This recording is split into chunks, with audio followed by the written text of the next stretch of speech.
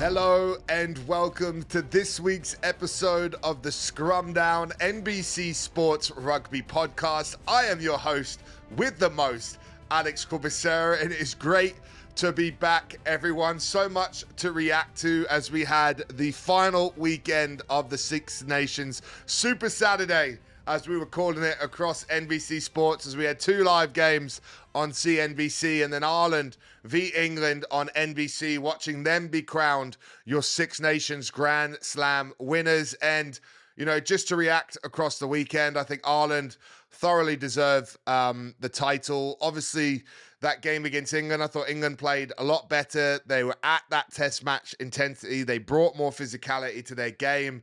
And they were in the game. We talked, I think they still showed that they're a bit more of a one-dimensional side, more limited ways to win than Ireland. And then I think the red card, which, you know, is caused some controversy, was a big factor in maybe taking the sting out of them for that second half.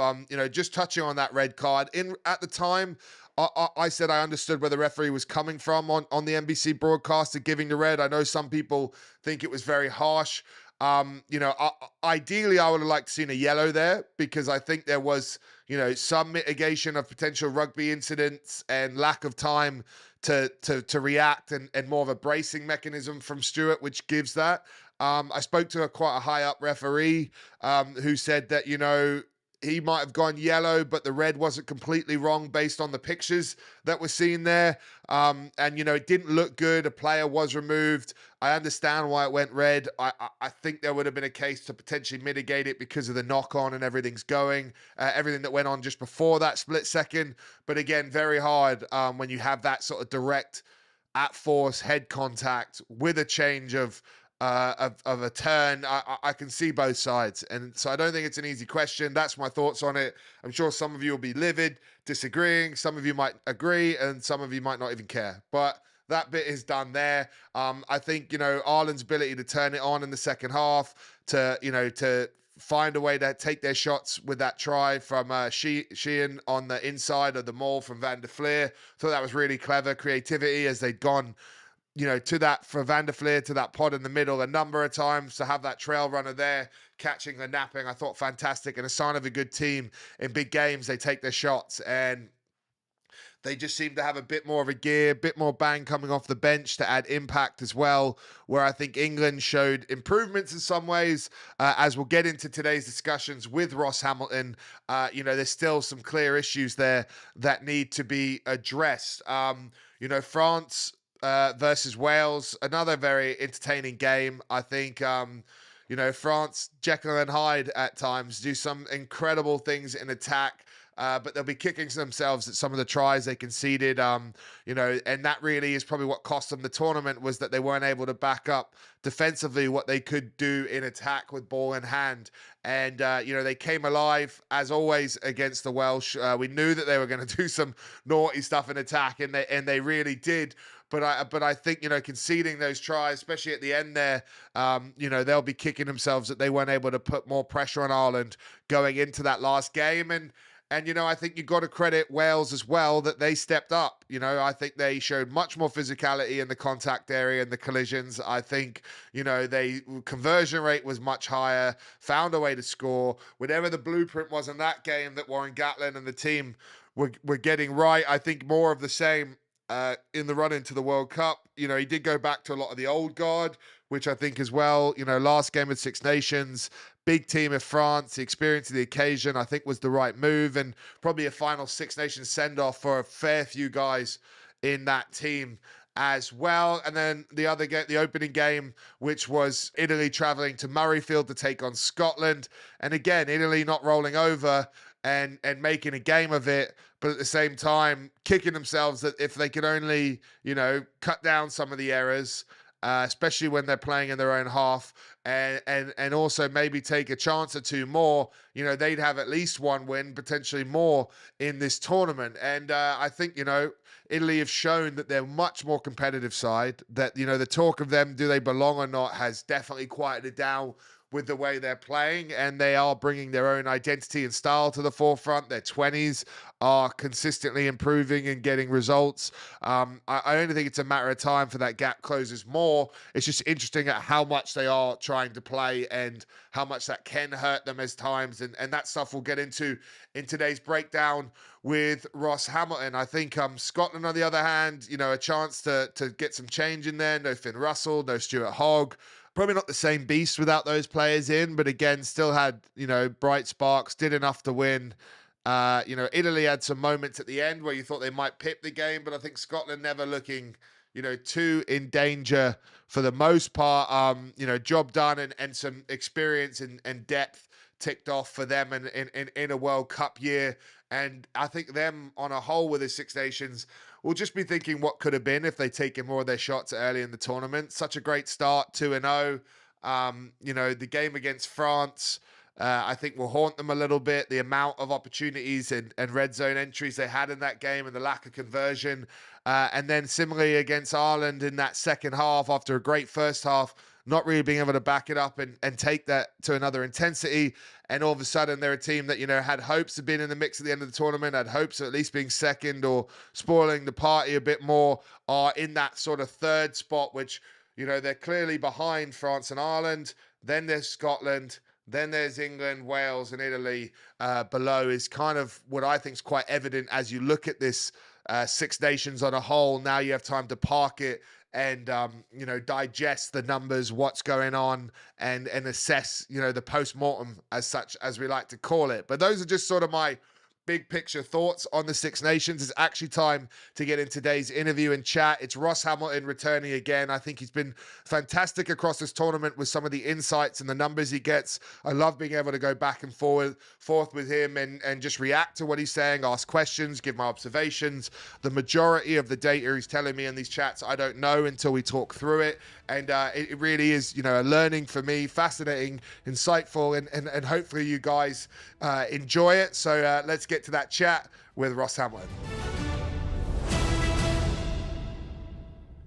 And we are joined by the returning Ross Hamilton again, performance analyst, the man with the numbers this Six Nations for us, giving us some incredible insights across the tournament. One last Six Nations breakdown sort of review to get through, Ross. We really appreciate all you've been doing this Six Nations for us, mate. How's it going? Welcome. Thank you, mate. Thanks for having me. It's been great to be able to talk about this kind of stuff with you and give you some of the insights. It's been really good. Great Six Nations, another one, of course, and a great finish as well. So have a look at some of the big numbers that have come out of it.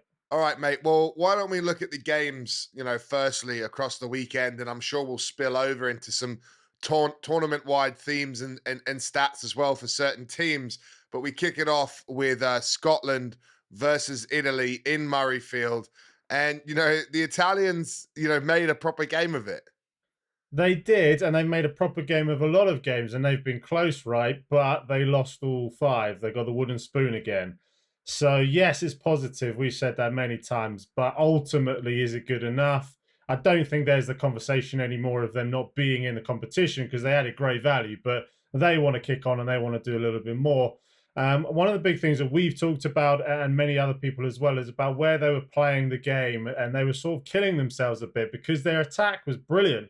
Again, they outscored, they got a better, made more meters than Scotland on the weekend, more line breaks, more defenders beaten, better collision success, better gain line success.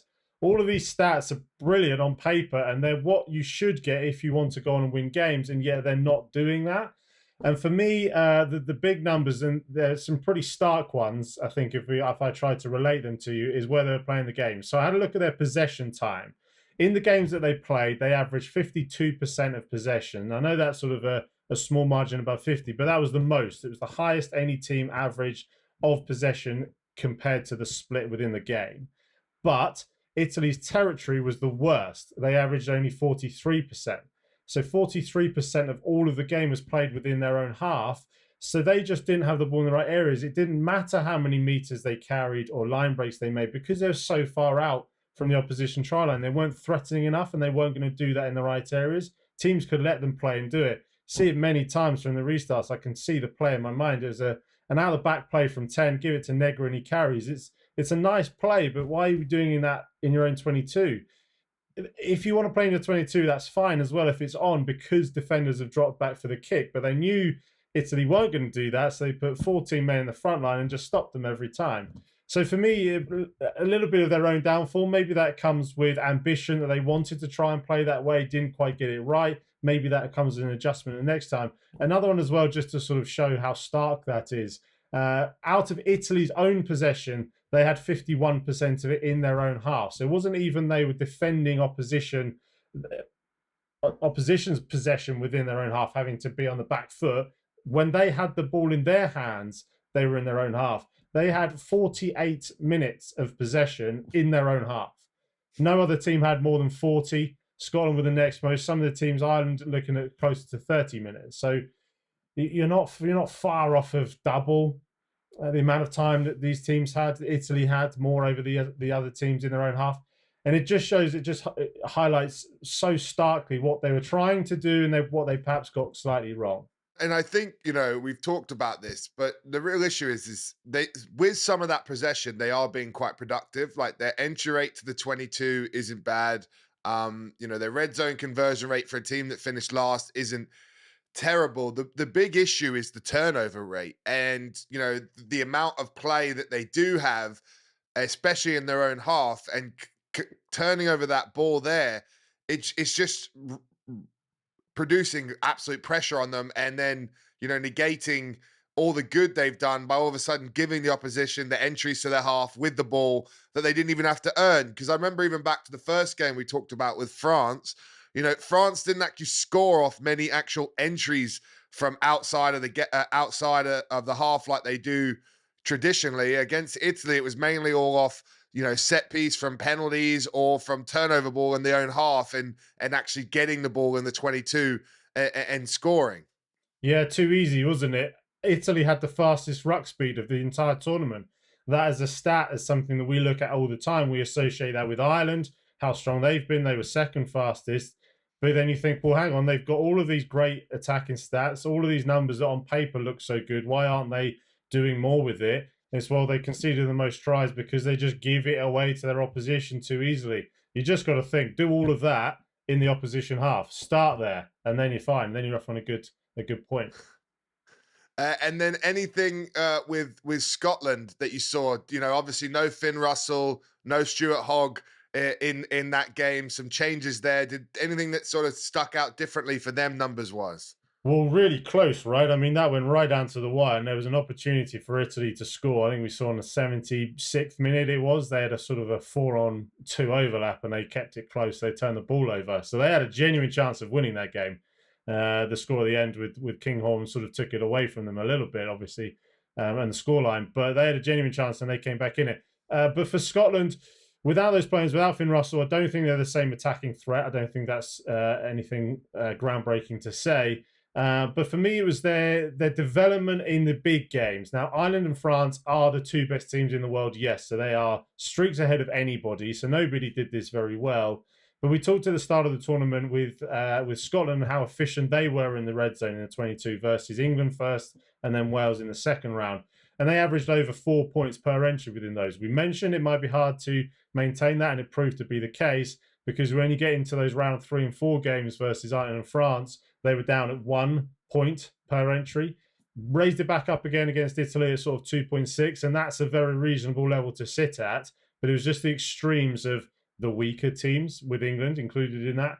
But then the stronger teams, as they couldn't maintain that. They had the opportunities. They actually had the most amount of entries they had in round 3. So they had the opportunities to do it. They just couldn't convert. And I think for them, if they want to kick on and progress even further, and they're probably the front runners of closing that gap, at least from a Northern Hemisphere point of view, to the Ireland and France's, then they need to maintain that level of efficiency against the best teams when they get into the right areas. Because, again, on paper, they have the blueprint, they have Finn Russell there, they have the capabilities of scoring those tries and points. They just need to do it more often against the best teams. No, I can't disagree with any of that from observing Scotland as such. So let's move on to the next games of the weekend, which saw Wales and France play in Paris, and again, I think people were giving The spread, I think, for France was 21 points. People were thinking, and I was thinking kind of as well, that the French, if they brought that same intensity to the game that they did against England, that it could be another whitewash. But I think we've got to credit Wales that has got to be by far their best performance of the tournament, and the first sign we've really seen of something they can hang their hat on. For me, what was so good about that, right, is we saw right from the off, from my point of view, how they tried to play the game. They clearly had noticed and identified that France are incredible at the breakdown and they spoil your ball. So they offloaded. They offloaded everything. Alan Wynne-Jones was throwing ones out of the back. That, for me, was something that I saw sort of live during the game, and then has proved to be the case with the stats as well. But it was just great to see that this is our game plan and this is what we're going to try and do. You can argue that England haven't done anything like that. Italy probably have a game plan that didn't quite work. Wales haven't had that until this point. I haven't seen what they're about, what they're trying to do. But it was at least good that we saw it and they tried to do something. In terms of the numbers, they made 16 offloads compared to France's 6. So when you think of this French team being electric, scoring from everywhere, Jouet playing the ball, some of the tries they scored are fantastic, but then Wales actually made 10 more offloads than them. So it just shows that was the game plan that I feel they went into to try to do something against France. And the other thing as well, we talk about France's power game and their strength and their speed of ball, which I'll come to for France in a second. But in terms of gain line success, the amount of times that your carry gets beyond the gain line, Wales were better than France. And again, from maybe a sort of a casual point of view, or just from the old eye test, you'd think that isn't the case. That can't be true because France is so dominant, they're so electric, and they're so fierce with ball carry. But Wales managed to do that. They kept the ball alive. They kept the ball away from breakdowns where they couldn't get slowed down, and France getting over the ball. Jonathan Danty played 2 games, I think, since he's been back. He made 3 breakdown turnovers. The most in the tournament was 4 from guys who had played 5 games. Phenomenal return rate from a centre, from a back. Doesn't perhaps matter these days anymore. Doesn't matter who you are, but that was clearly a game style of theirs. And I think Wales went into something to try to counteract that. It was good to see. It didn't quite work out. The other thing for Wales as well was their red zone efficiency. We'll talk about it, how much they converted when they get their chances, and they were very good at it. They just weren't anywhere near as good at it as France. They had 9 entries into the 22. They had a conversion rate of 3.11 points per entry. A fantastic return. Anything over 3 is phenomenal. France's was 4.75. Oh, mate. The most of any game, any individual game so far in a tournament. So just electric. Just you can't, once they get going, once they start, you sort of can't really control them. But at least Wales gave it a go, would be what I say. And if you look at it, like, we'll get on to France in a minute because I think there's so much to talk about there. But with Wales, I just saw for minute 1 a much more big emphasis on the collisions. I think they saw England getting men versus boys the week before. You saw Wales early in defence and with ball in hand, really trying to create an impact at the gain line, which I don't think they'd had as much throughout the tournament. They had slowed down opposition ball a bit, which was the only way they even had a chance against France. But then even with ball in hand, I felt like they like you said, the gain line stat reflects that.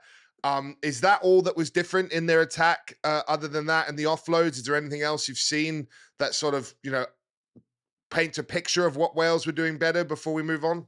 No, those sort of 2 things really, or 3 things if we include the efficiency. Yeah, offloads, keeping the ball alive, keeping it away. Gain line. So the gain line that they had against Ireland, England, and Scotland, so sort of the 3 other strongest teams in the tournament, rather than Italy, with respect to them. Their average gain line success was 43% in all 3 of those games, actually. So to up that to 51% is a huge increase in terms of the numbers and where they therefore got their success. Yeah, by making more offloads, you don't necessarily get penned down so much, and you can sneak over the gain line a little bit more. That gives you momentum, which gets you into the red zone, and therefore they made the better conversion rate once they were there as well. So those were huge things for Wales. Again, you might say it's good to see there's at least some positives for them going to the World Cup. I did hear a lot of the talk from Gatland was that his selection was more to do with some of those players playing their last ever Six Nations game.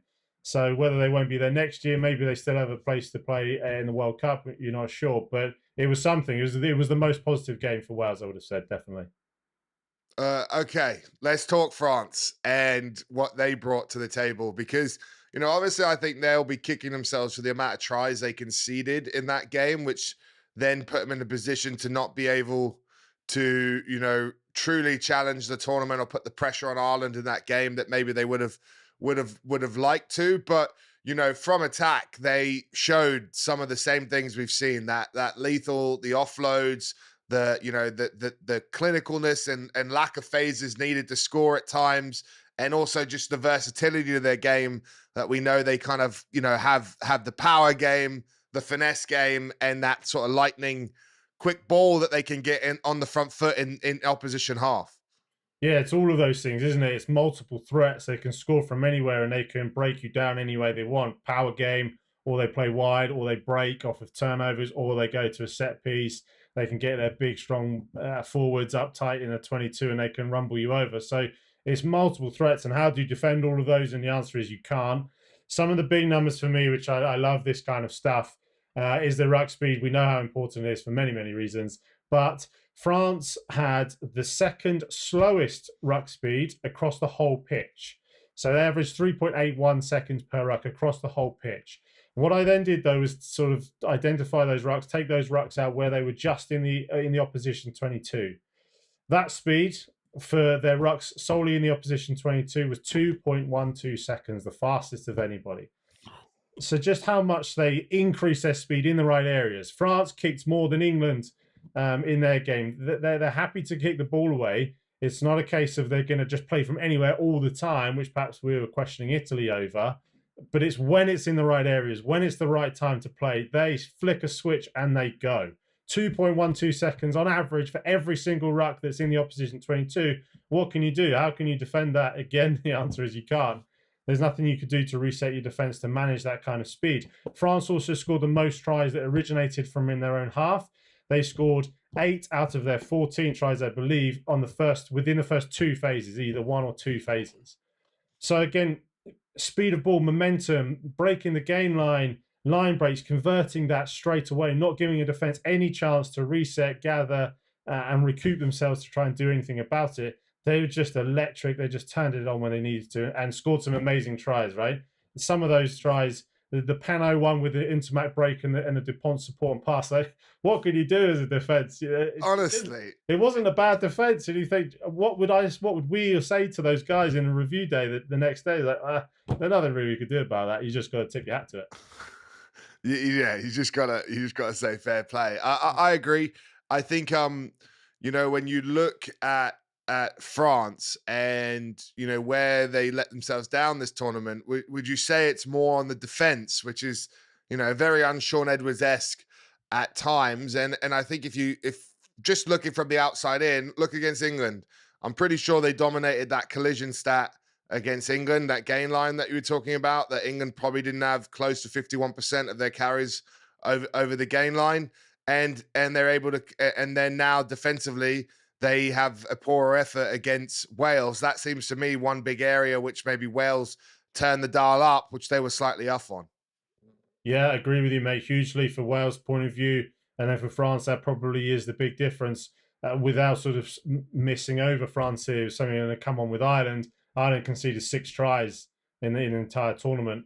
The next best was Scotland with 12. So, France weren't even in that category, weren't anywhere near Ireland in that case. So, yes, we talk about Shaun Edwards all the time, don't we? He's a huge name and he's deserved it. He's done a very good job in all the places he's been, but that possibly was a slight drop off from a France point of view. Still very capable, comfortably capable of winning every other game apart from the Ireland one.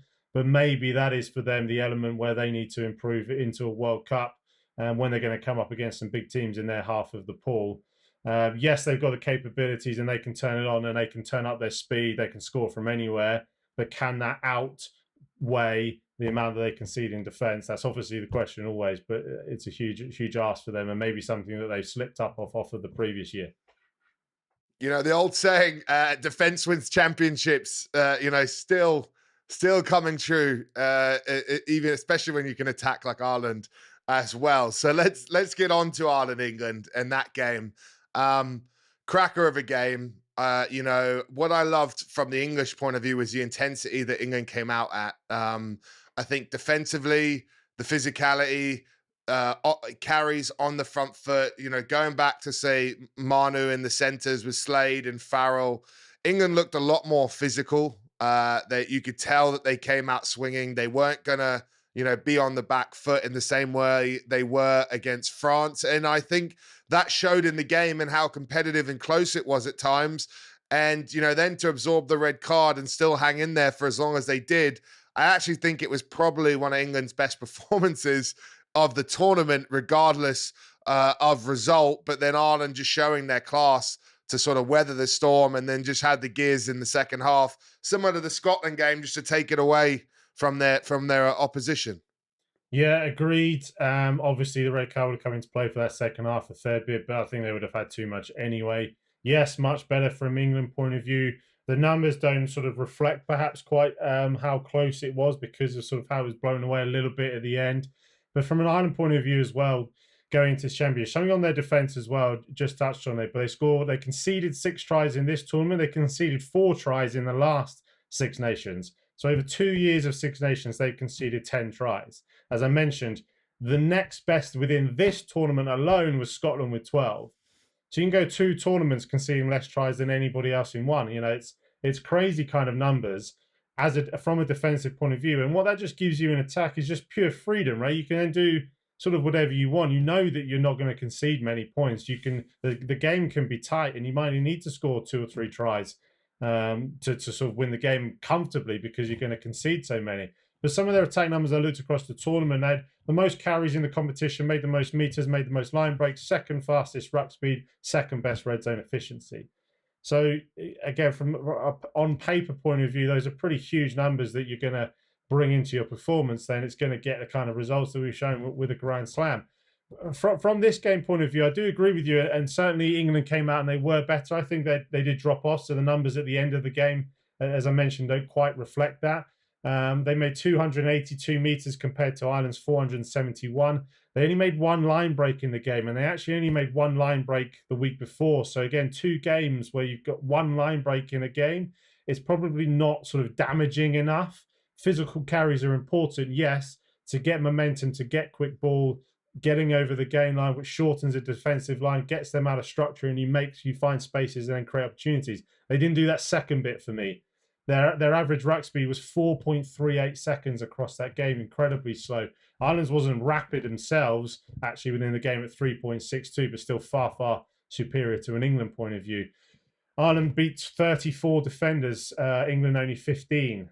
27 dominant carries from an Ireland point of view, just 17 from England across the game. So it just wasn't quite enough. It didn't quite add up to enough. And again, red card, of course, played a factor with that. But one big number which I've never sort of mentioned before, we have a look at gain line success, which means carries over the gain line. You can also have a carry on the gain line, and you can have a carry before the gain line. Only those carries really beyond that point of contact are really deemed a success, because that gets you momentum. If you get stopped on the gain line even, you can see that a lot of teams go nowhere and end up having to kick away.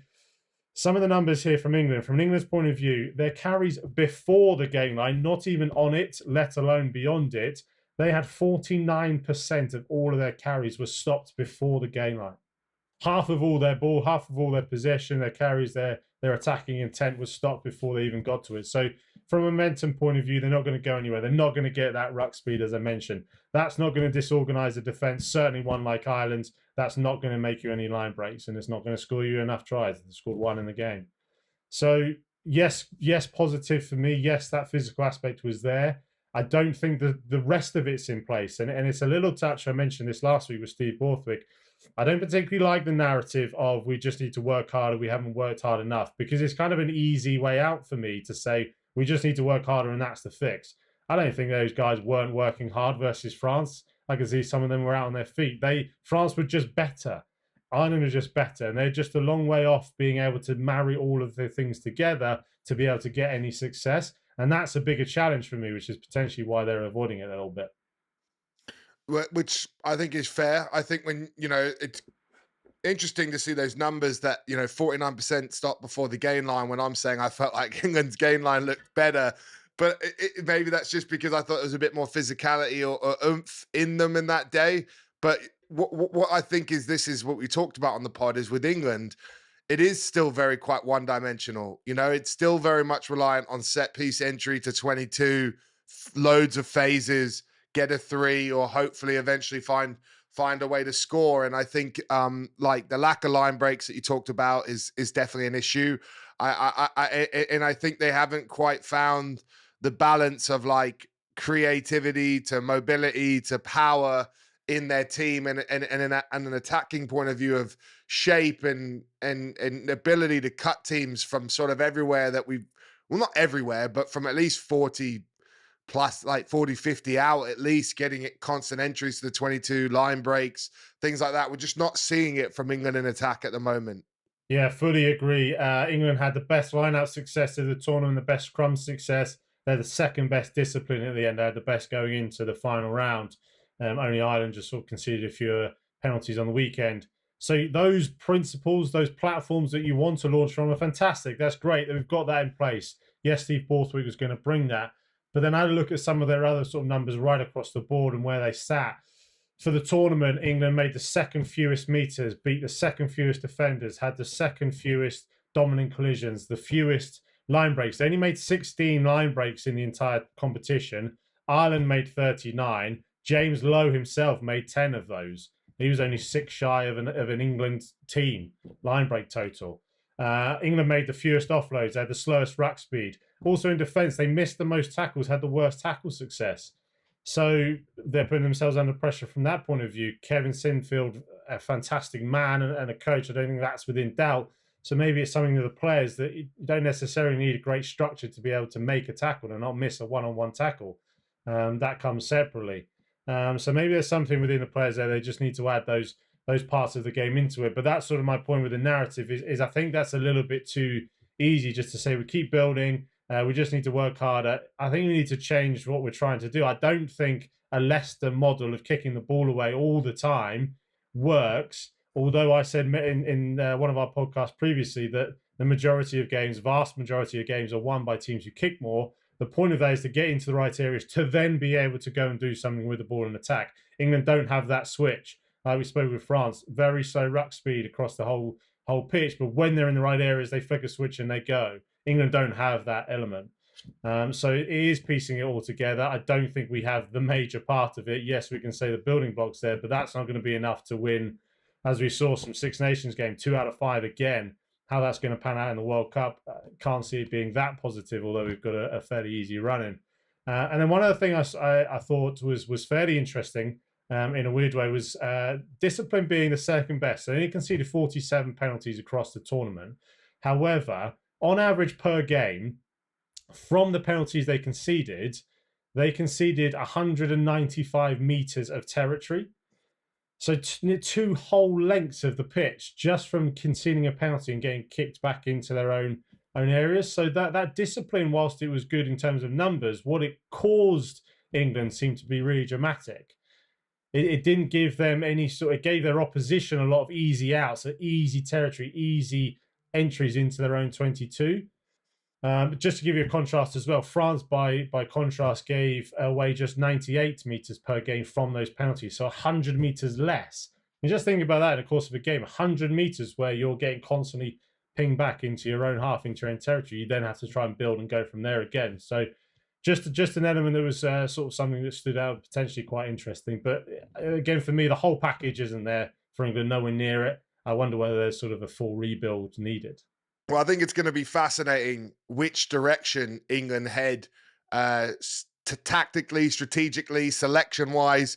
Now Steve Borthwick's got time to post-mortem this sort of Six Nations, where it went well, what are the positives, what are the key issues, and then where does he take the team when he gets them come World Cup time, when he has his big pool of players together, time together to add layers and details. Fascinated to see like where this team goes, because right now, like as we just touched on, it's quite bare bones. It's quite they improved the set piece, they improved the discipline. They were able, but there's still some big gaping holes in parts of their game and lack of sort of a true identity or potency in attack at times, which probably need to be addressed.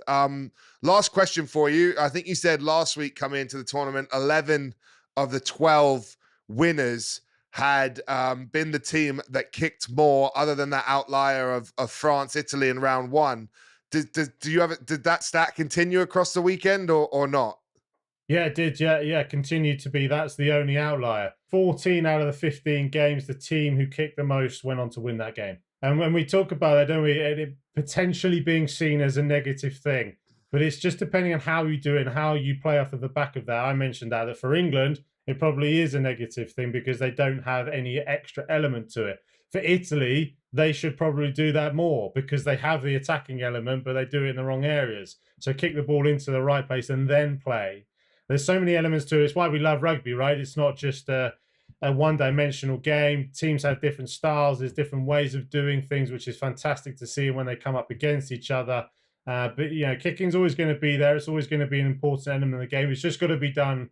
It's got to be done right. Another example, Finn Russell. We see him as a maverick player, ball playing, incredibly attacking 10, which of course he is. He kicked the most of anybody in the tournament for the most meters. He's happy to kick for territory, to get them into the right areas. And then when the chance is there, when defenses are a little bit more stressed because you're on their 22 and one missed tackle might mean a try, then there's a little bit more space to do things. So it's all about playing smart, using it to your advantage, playing in the right areas, and then going and then adding that extra element.